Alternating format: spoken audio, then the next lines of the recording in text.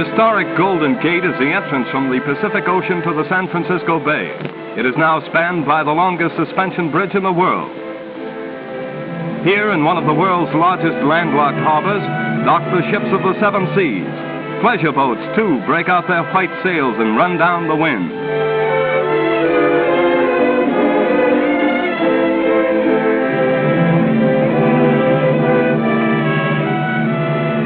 Alcatraz, a grim federal prison, is built on a rock jutting up from the center of the bay.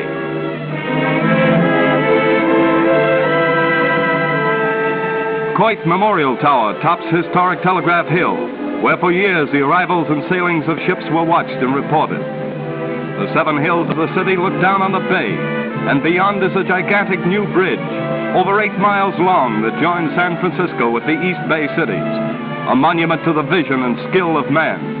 This colossal structure tunnels through Yerba Buena Island and crosses the largest navigable body of water yet spanned.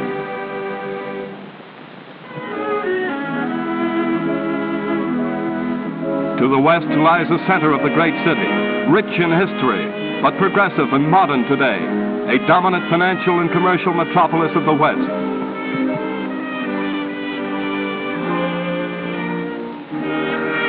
At the foot of Market Street is a big ferry terminal, its tall tower long a famous landmark that can be seen for miles around.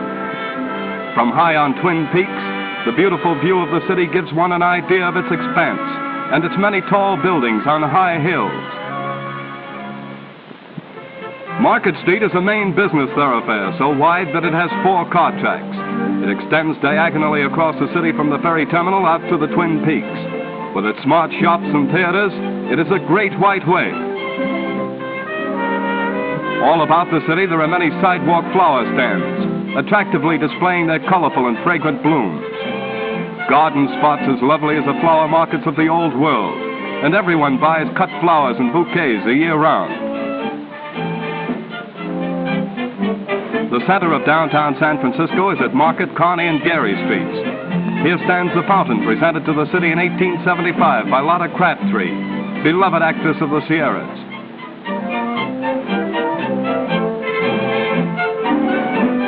Facing Union Square, where uptown and downtown merge, is the St. Francis Hotel, and in the lovely palm-shaded square, the Dewey Memorial Monument. Some of the streets are so steep that the cars must be run on cables. They're revolved about by the motorman and conductor at the Avenue Terminal on a turntable. A quaint sight indeed. Yes, sir, in San Francisco, hills are hills, and motorists and their brakes must both be good for safe driving as up and down they go. The magnificent new Civic Center includes the Exposition Auditorium, the War Memorial Opera House, and the Veterans Building.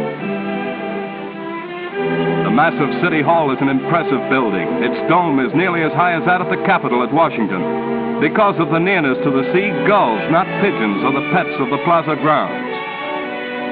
The Exposition Auditorium and many other great buildings form an inspiring group about a flower-studded plaza.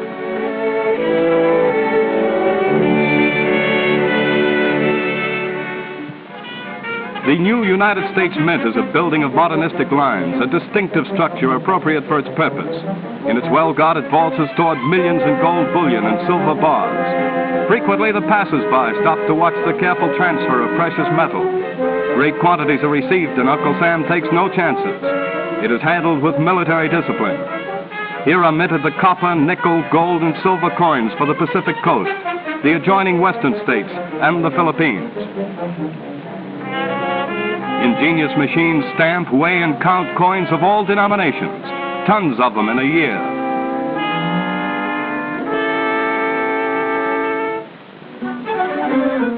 Chinatown, the largest Oriental city in the Occident.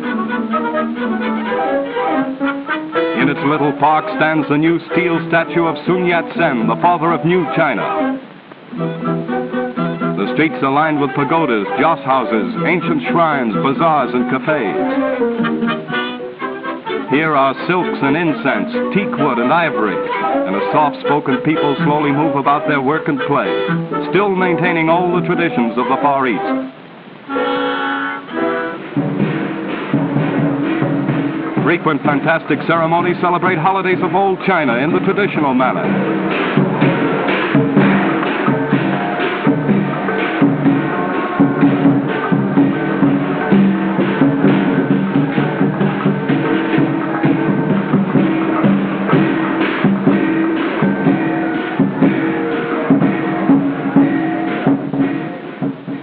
On New Year's Day, all debts are paid and offerings made at the temple by young and old and rich and poor as they file by the altar of Buddha and generously give.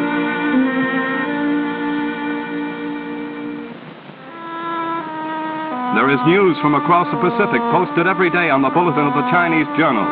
Not good news today. With native mannequins, a modern fashion show displays the latest styles as well as the ornate ancient costumes worn for centuries in old Cathay. These young ladies dress as well as their sisters of the Western world, and sometimes more picturesquely. Colorful Fisherman's Wharf is like the docks at Old Naples. A fish dinner on the wharf is long remembered as an unusual treat.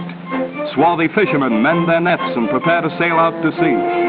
They will bring back a big catch, luscious seafoods of the deep Pacific. Cracked crabs are but one of the many famous delicacies served here.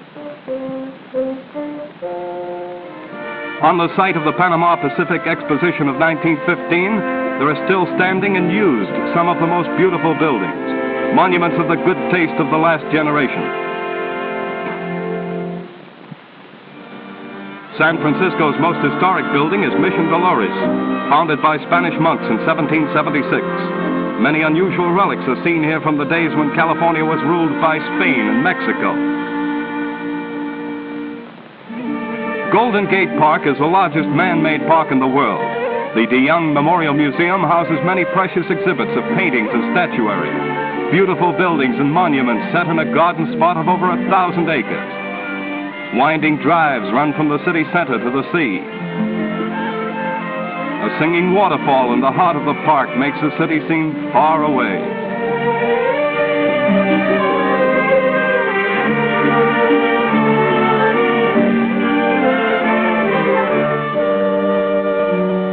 It is easily reached by smooth, picturesque roadways that lead from many entrances. Bridle paths lure the horsemen and horsewomen, too. Rolling sheep pastures suggest rest and quiet.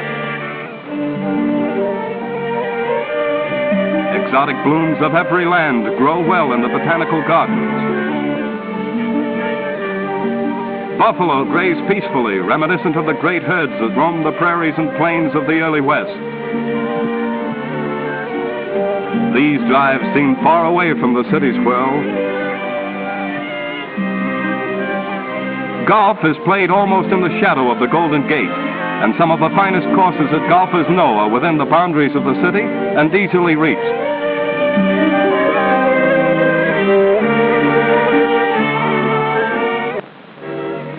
Directly overlooking the Golden Gate is the impressive California Palace of the Legion of Honor. High on the Pacific shore stands the Cliff House, a noted landmark since before the Civil War. The broad windows look out on the rolling ocean, the harbor forts, and the famous Seal Rocks. There are hundreds of seals here, and they play in the foamy spray and breaking waves. The Esplanade skirts the wide beaches of the sparkling Pacific shore, a charming drive along the sea leading to the coast highways beyond. And the old Dutch windmill waves its big arm in welcome or adieu to ships in the great harbor. San Francisco by the Golden Gate, city of fond memories and visions of progress for tomorrow.